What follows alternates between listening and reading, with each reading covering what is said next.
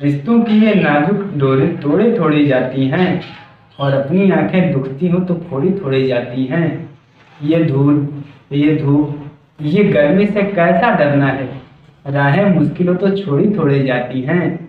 दोस्तों, मैं अंकुर Goswami temple of English में आपका हार्दिक स्वागत करता हूँ। आज का जो सेशन है वो इलेक्ट्रोस्टैटिक का पार्ट 2 है। पार्ट 1 हम कल ही बना करके पोस्ट कर चुके हैं, तो आप पहले उस वीडियो को देख लीजिएगा पार्ट 1 को, तभी ये पार्ट 2 आपको समझ में आएगा। पार्ट 1 में अगर बात करें हम तो कूलम्ब्स लॉ तक हम बता चुके थे और डाइलेक्ट्रिक मटेरियल दो चार्जेस के बीच में रख करके बता दिए थे। अब हम इसके आगे पढ़ेंगे इलेक्ट्रोस्टैटिक, यानी कूलम्ब्स लॉ में इलेक्ट्रोस्टैटिक पढ़ेंगे। इलेक्ट्रोस्टैटिक आगे पढ़ेंगे जो हम छोड़ चुके थे। तो आप पहला पार्ट 1 जरूर पढ़ लीजिएगा, तभी आपको चीज़ें समझ में आएंगी, नहीं तो नहीं आएंगी। ठीक है, ध्यान से देखिए। वहाँ F = 1/4πε₀ हो गया था। हम दोनों चार्जेस के बीच में डाइलेक्ट्रिक मटेरियल भी रख दिए थे। अब थोड़ी एडवांस चीज़ें हम लोग पढ़ेंगे, तो ध्यान से समझिएगा एडवांस चीज़ों में हम क्या पढ़ेंगे। अब यहाँ एप्सिलॉन नॉट की वैल्यू क्या होती है? 8.85 × 10⁻⁻11 कूलम्ब स्क्वायर पर न्यूटन मीटर स्क्वायर। ये आता है 8.85 × 10⁻12। ये एप्सिलॉन नॉट की वैल्यू आती है। एप्सिलॉन नॉट को बोला क्या जाता है? तो बोला जाता है permittivity of free space. Permittivity of free space यानी हिंदी में बोला जाए तो निर्वात की वैद्युतशीलता बोला जाता है एप्सिलॉन नॉट को। अब एप्सिलॉन नॉट की विमा यानी डायमेंशन क्या होती है? आपको यूनिट तो मालूम है, मात्रक मालूम है, ये होता है कूलम्ब स्क्वायर पर न्यूटन मीटर स्क्वायर। अब हम इसका निकालेंगे डायमेंशनल फॉर्मूला। तो कूलम्ब का होता है 80 का स्क्वायर कर देंगे अपॉन में न्यूटन का हम बता चुके हैं आपको। डायमेंशन की एक वीडियो बना करके हम पोस्ट कर चुके हैं, तो आप पहले डायमेंशन वाली वीडियो देख लीजिएगा, तब आपको डायमेंशन अच्छे से समझ में आएगी। उसका भी लिंक हम डिस्क्रिप्शन में दे देंगे, वहाँ से जा करके चेकआउट कर सकते हैं आप। न्यूटन का होता है mLt-2 और मीटर स्क्वायर का होता है L स्क्वायर। अब ध्यान से हम देखेंगे, हम सबको डायरेक्ट ऊपर लेकर चलेंगे। m को ऊपर लेकर चले, m-1 ऊपर गया, m-1। l को ऊपर लेकर चले तो l एक यहाँ पे, दो यहाँ पे, यानी l के पावर -3 ऊपर लेकर के गए तो यहाँ पे t-2 ऊपर लेंगे, t+2 होगा और t+2 ऊपर है तो t के पावर 4 और a स्क्वायर। ये कितना आता है? एप्सिलॉन नॉट की विमा आती है एप्सिलॉन नॉट की। ये IIT मेंस में एक बार पूछा जा चुका है, IIT मेंस में पूछा जा चुका है एक बार। एप्सिलॉन नॉट की डायमेंशनल फॉर्मूला यानी एप्सिलॉन नॉट का विमा पूछा जा चुका है। कब पूछा गया था? 2013 में पूछा गया था, बहुत जल्दी पूछा गया था, IIT मेंस में पूछा गया था। तो आप समझ सकते हैं कि डायमेंशन आपके लिए कितना महत्वपूर्ण है। तो आप डायमेंशन वाली वीडियो जरूर देख लीजिएगा। इतना तो हम समझ गए। ये वैल्यू कहाँ से आती है, इसका डेरिवेशन हम कर सकते थे, लेकिन इसलिए नहीं करेंगे क्योंकि वीडियो ज़्यादा लंबा हो जाएगा, उसका कोई मतलब है नहीं, तो हम इसलिए इसका डेरिवेशन नहीं कर रहे हैं। आप खुद देख करके समझ लीजिएगा, लर्न कर लीजिएगा इसकी वैल्यू को। अब ध्यान से देखिए, हमने कहा था कूलम्ब्स लॉ में, हमने कहा था कि अगर दो चार्जेस हैं, Q1 है और ये Q2 है, दोनों r डिस्टेंस पे रखे गए हैं, तो जो फोर्स होगा 1/4πε₀Q2/r²। लेकिन जब इसमें हम डाइलेक्ट्रिक मटेरियल रख देते हैं, यहाँ पे के रख देते हैं, तो फोर्स कितना हो जाता है? F मीडियम के लिए, कितना हो जाता है? 1/4πε₀ Q1 Q2/r² हो जाता है। और इसमें जो डाइलेक्ट्रिक मटेरियल बीच में उसी से भाग कर दिया जाता है, यानी कि गुना कम हो जाती है। इतना हम पहले वाले पार्ट में बता चुके थे। अब थोड़ा एडवांस लेवल देखेंगे। हम डेरिवेशन नहीं करेंगे, सिर्फ जो फॉर्मूला आएगा सिर्फ फॉर्मूले को लिखेंगे, क्योंकि डेरिवेशन जो है वो आपके यूपी बोर्ड के एग्जाम में नहीं लिखा गया है। ध्यान से समझिएगा। जैसे मान लीजिए ये Q1 चार्ज है, ये Q2 चार्ज है, दोनों एक दूसरे से r डिस्टेंस पे रखे हुए हैं और r डिस्टेंस पे रखे गए एक डाइइलेक्ट्रिक मटेरियल रखा गया है ये के। इसकी जो ये मोटाई है स्मॉल t है,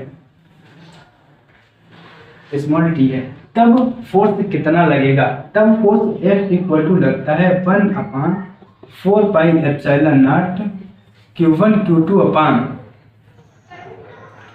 R minus T plus T root के, ये लगता है का होल स्क्वायर। ये फोर्स आता है। ये आपके एग्जाम में कभी पूछा नहीं गया, लेकिन नॉलेज के लिए बता दे रहे, ये इतना आता है T रूट के। ठीक, दूसरी कंडीशन होती है इसी में। दूसरी कंडीशन क्या होती है? अभी तो ये हमने टी मोटाई का लगाया था, अब ध्यान से देखिएगा दूसरी जो कंडीशन होगी हमारी बनेगी, जैसे योग Q1 योग Q2 दोनों r डिस्टेंस पे हैं। अब हम करेंगे क्या? इस Q1 को नीचे रख लो और इस Q2 को भी नीचे रख लो। ये आधे डिस्टेंस में K1 और आधे डिस्टेंस में K2 बराबर द्युतांक वाला, यानी डाइइलेक्ट्रिक मटेरियल सब्सटेंस वाला दो हम डाइइलेक्ट्रिक मटेरियल रख दिए। ये R1 डिस्टेंस के लिए है और ये R2 डिस्टेंस के लिए है, जिसकी मोटाई एक की है T1 और दूसरे की है T2। अब ध्यान से देखना, करेंगे क्या हम? इसका जो फोर्स आता है F equal to 1/4 pi epsilon naught Q1 Q2 upon T root K1 plus T root K2 का होल स्क्वायर आता, इतना ही आता है। तो ये आप ऐसे लर्न कर लीजिएगा। अगर डाइइलेक्ट्रिक मटेरियल आधे में K1 रखा गया, आधे में K2 रखा गया, तो फार्मूला फोर्स का आता है ये। अगर T मोटाई का ही सिर्फ एक रखा गया है, जिसका परावैद्युतांक यानी डाइइलेक्ट्रिक मटेरियल का जो मैग्नीट्यूड है वो K है, तो ये वाला फार्मूला आता है।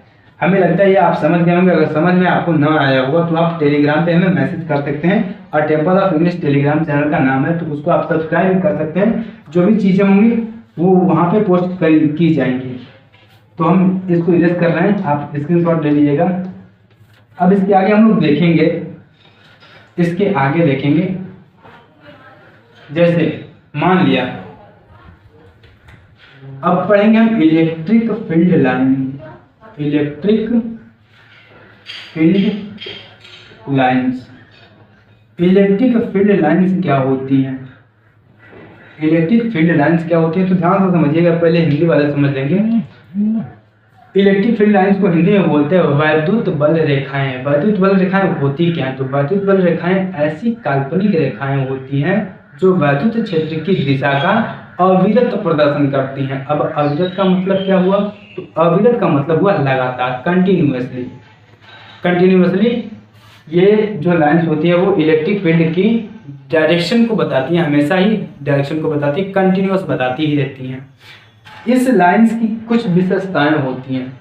इन लाइंस की विशेषताएं ये होती हैं, ये पॉजिटिव चार्ज से हमेशा ही दूर की ओर ऐसे जाती हुई रहती हैं। ये इमेजिनरी होती हैं, रियल में होती नहीं। ये किस वैज्ञानिक ने बताया था? तो फैराडे नामक साइंटिस्ट थे, उन्होंने बताया था। फैराडे नामक साइंटिस्ट थे, उन्होंने बताया था। जो प्लस चार्ज होता है, इससे डायरेक्शन जो होती है इलेक्ट्रिक फील्ड की, वो इससे, इस आवेश से दूर होती है, टू फॉर होती है।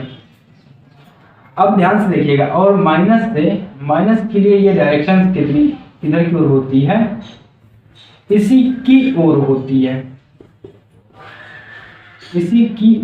है, इलेक्ट्रिक फील्ड की डायरेक्शन ऑफ इलेक्ट्रिक फील्ड।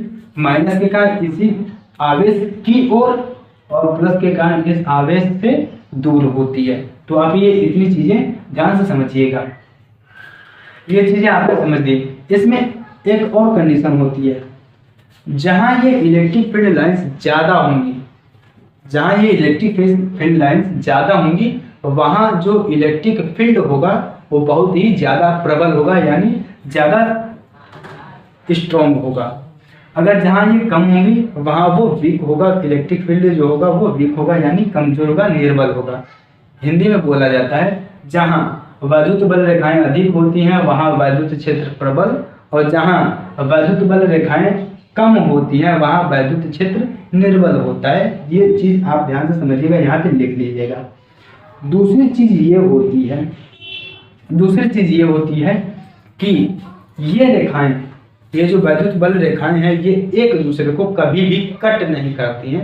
ये बहुत ही इंपॉर्टेंट पॉइंट है, कभी भी कट नहीं करेंगी। जैसे मान लो अगर ये प्लस है और ये माइनस है, हम इन दोनों के बीच में कर्व खींचे वैद्युत बल रेखा का, तो ऐसे कुछ ऐसे मिलता है हमें, कुछ ऐसे,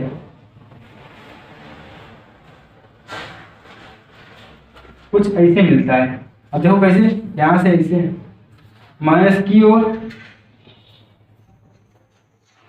सॉरी यहां से ऐसे की ओर और इससे दूर, प्लस से दूर इसकी ओर, ठीक है। ये जो ये रेखाएं हैं ये एक दूसरे को कभी भी कट नहीं करेंगी। कट इसलिए नहीं करेंगी अगर हम उस कट वाले पॉइंट पे, जैसे मान लो ऐसे कट कर दिया, ऐसे कट कर दिया, इस वाले पॉइंट पे कट कर दिया, अगर हम इस पे टेंजेंट ड्रॉ करें यानी स्पर्शी खींचें तो एक स्पर्शी ऐसे खींची जाएगी और दूसरी स्पर्शी ऐसे खींची जाएगी, यानी एक ही पॉइंट पे इलेक्ट्रिक फील्ड की जो डायरेक्शन होगी वो हमें दो मिलेगी, लेकिन ऐसा होना नामुमकिन है, असंभव है। एक बिंदु पे इलेक्ट्रिक फील्ड एक ही तरफ हो सकती है, दो तरफ कभी नहीं होगी। इसीलिए हम ये कहते हैं कि इलेक्ट्रिक फील्ड लाइंस जो होती हैं वो कभी भी एक दूसरे को बाइसेक्ट नहीं करती हैं, प्रतिच्छेदित नहीं करती हैं, ठीक है, कट नहीं करती हैं। कट क्यों नहीं करती हैं? क्योंकि अगर हम उस पॉइंट पे स्पर्शी यानी टेंजेंट ड्रॉ करेंगे यानी टेंजेंट खींचेंगे तो उस पॉइंट पे हमें इलेक्ट्रिक फील्ड की दो डायरेक्शन मिलेगी, ऐसा होना असंभव है। और इसमें हम आपको एक चीज बता चुके हैं पहले ही कि इलेक्ट्रिक फील्ड लाइंस जो होती हैं वह इमेजिनरी होती है, रियल में होती नहीं है। ये इमेजिन किया जाता है कि होती है, ये इमेजिन करके हर चीज का काम किया जाता है, हर चीज को देखा जाता है। अब हम इसको याद कर रहे हैं और आगे आप लोग ध्यान से देखिएगा क्या होगा क्या नहीं होगा। तो ये हो गया इलेक्ट्रिक फील्ड लाइंस। अब जो हम महत्वपूर्ण चीजें समझेंगे वह है इलेक्ट्रिक डायपोल। इलेक्ट्रिक डायपोल काफी इंपॉर्टेंट है एग्जाम की दृष्टि से, एग्जाम के दृष्टिकोण से। Electric dipole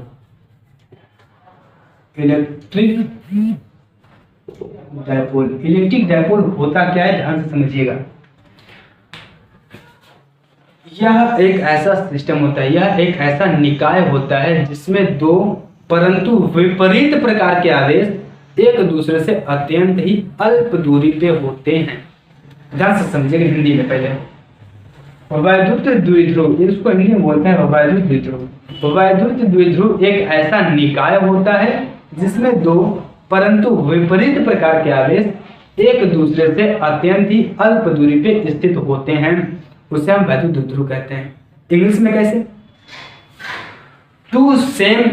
to same and opposite charges separated from a very small distance, this system is called electric dipole। कैसे आपको याद करना है? Two same and opposite charges separated by a very small distance, this system is called electric dipole। अब कैसे इसका system कैसे बनता है? तो सिस्टम ऐसे बनता है, ये हो गया माइनस क्यू, पहले माइनस क्यू ही लिखेंगे बाद में प्लस क्यू, पहले माइनस क्यू बाद में प्लस क्यू। ये दोनों बहुत ही स्मॉल डिस्टेंस पे रखे होते हैं, हम 2L मान लिया 2L। अब तक आपने सीखा है इलेक्ट्रिक डायपोल के बारे में, अब हम लोग सीखेंगे इलेक्ट्रिक डायपोल मोमेंट क्या होता है। Electric dipole moment. Electric dipole moment क्या होता है ये ध्यान से देखिएगा। एक आवेश का मैग्नीट्यूड यानी Q और उन दोनों आवेशों के बीच की जो डिस्टेंस है, जो चार्ज के बीच की डिस्टेंस है 2L, इन दोनों का मल्टीप्लाई ही क्या कहलाता है, हमारा इलेक्ट्रिक डायपोल मोमेंट। और इलेक्ट्रिक डायपोल मोमेंट को हम स्मॉल p से रिप्रेजेंट करते हैं या कैपिटल P से रिप्रेजेंट करते हैं। P इक्वल टू होता है Q into 2L। P equal to होता है Q इंटू 2L। यह जो है यह एक वेक्टर क्वांटिटी है, वेक्टर क्वांटिटी है, यह एक वेक्टर क्वांटिटी है। तो इसकी जो डायरेक्शन होती है वो माइनस से प्लस की ओर, माइनस से प्लस की ओर इलेक्ट्रिक डायपोल की एक्सिस के एक और एलोंग होती है, इसी की दिशा में होती है माइनस से प्लस की ओर। ये हो गया इलेक्ट्रिक डायपोल मोमेंट। इतना आपको ये चीजें मालूम है। अब हम देखेंगे किसी भी पॉइंट पर इलेक्ट्रिक फील्ड की इंटेंसिटी ऑफ इलेक्ट्रिक फील्ड देखेंगे। एक पॉइंट होगा एक्सियल पोजीशन और एक होगा नॉन एक्सियल पोजीशन। तो पहले हम देखेंगे एक्सियल पोजीशन में intensity of electric field, intensity of electric field due to a electric dipole, ED से इलेक्ट्रिक डायपोल, किसमें, एक्सियल पोजीशन में, एक्सियल पोजीशन में, इन एक्सियल पोजीशन। ध्यान से देखिएगा, हम डेरिवेशन करेंगे, डेरिवेशन करेंगे उसमें ध्यान से देखिएगा, समझिएगा डेरिवेशन कैसे होता है। यह हमने मान लिया यह एक इलेक्ट्रिक डायपोल है जो 2L डिस्टेंस पे रखा हुआ है, 2L डिस्टेंस पे रखा हुआ है। इससे R डिस्टेंस पर, यहां हम मिड पॉइंट से डिस्टेंस लिखेंगे, R डिस्टेंस पर एक पॉइंट P है जिस पे हमें इलेक्ट्रिक फील्ड चाहिए, उस पे इलेक्ट्रिक फील्ड कितना आएगा। अब ध्यान से देखिएगा, ध्यान से देखिएगा, एक चीज हम लगाएंगे माइनस Q के कारण, माइनस Q के कारण बिंदु P पर वैद्युत क्षेत्र, माइनस Q ड्यू टू, देखो electric field at a point P due to minus Q charge, English में ऐसे बोला जाता है। अब हम निकालेंगे क्या होगा, तो E मान लो E1 है, E1 equal to 1/4 pi epsilon not Q upon R square होता है, R स्क्वायर होता है। लेकिन ध्यान से देखिएगा, हमें यहाँ से और यहाँ तक की डिस्टेंस चाहिए, ये मिड पॉइंट पे है तो यह बनेगा L और ये भी बनेगा L, इसलिए हम 2L डिस्टेंस लिए थे। अगर L डिस्टेंस लेते तो यहाँ भी L/2 होता, यहाँ भी L/2 होता, इसलिए हमने 2L डिस्टेंस लिया था। अब यहाँ से और यहाँ तक की डिस्टेंस हमें चाहिए, तो यहाँ से लेकर के यहाँ तक R है और यहाँ से यहाँ तक लेकर के L है, यानी टोटल अगर डिस्टेंस निकालें तो हो जाएगा कितना, R प्लस L का होल स्क्वायर।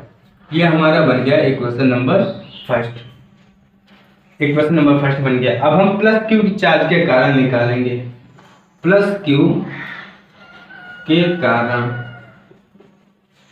प्लस Q के कारण बिंदु P पर वैद्युत क्षेत्र, मान लिया हमने E2 है, E2 इक्वल टू क्या होगा, सब कुछ वही रहेगा 1/4 pi epsilon not Q upon R distance निकालेंगे यहाँ से यहाँ तक के, यानी ये R है और ये L माइनस कर देंगे तो यहाँ से यहाँ तक की डिस्टेंस हमें मिल जाएगी, R माइनस L का होल स्क्वायर। ये हमारा बन गया इक्वेशन नंबर सेकेंड। एक चीज हम आपको बताए थे, माइनस Q चार्ज के कारण जो इलेक्ट्रिक फील्ड लाइंस निकलती है वो इसी आवेश की ओर होती है। वीडियो में हम शुरू में बताए थे, आप ध्यान से देखिएगा तो समझ में आएगा।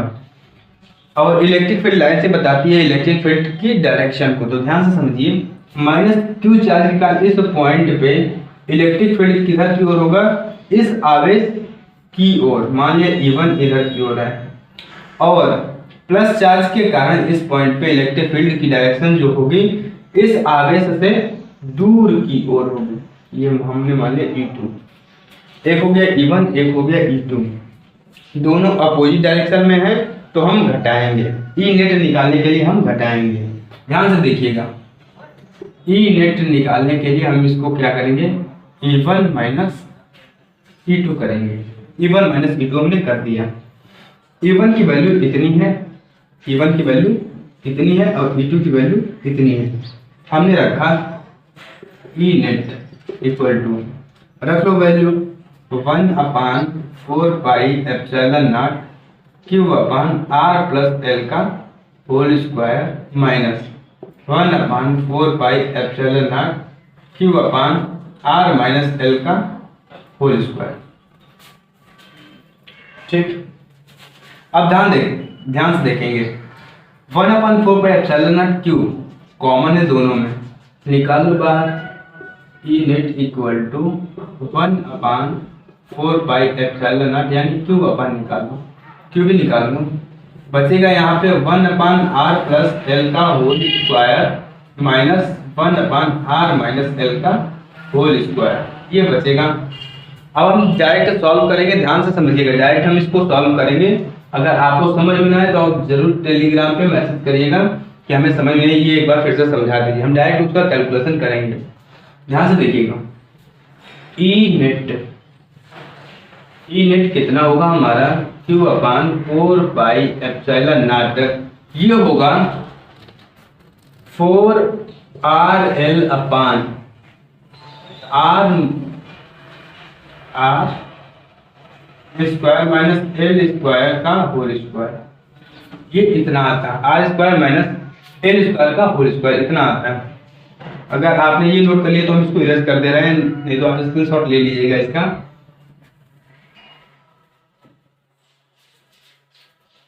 ये इतना हो गया, ये वैल्यू आप सॉल्व करके देख लीजिएगा, सॉल्व करेंगे तो आपको मालूम चल जाएगा।